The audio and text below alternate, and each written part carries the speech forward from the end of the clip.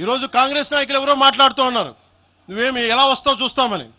ఇలాంటి ప్రగల్భాలే వైఎస్ రాజశేఖర రెడ్డి గారు ముఖ్యమంత్రిగా ఉన్నప్పుడు కాంగ్రెస్ యువజన కాంగ్రెస్ వాళ్ళు ఇలాగే మాట్లాడారు.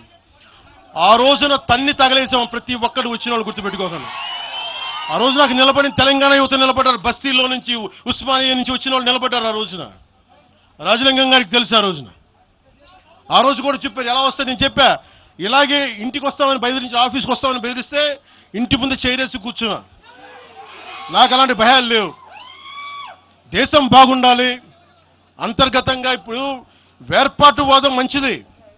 ఎక్కడ దాకా దేశ సమగ్రత భంగం కలిగినంత వరకు ఎవ్వరు ఉండకూడదు, రాకూడదు, మీ గొంతులు తొక్కేస్తామంటే ఇది ఏమనుకున్నారు? భారతదేశం అనుకున్నారు లేదంటే పాలస్తీనా అనుకుంటున్నారు మీరందరూ? ఇది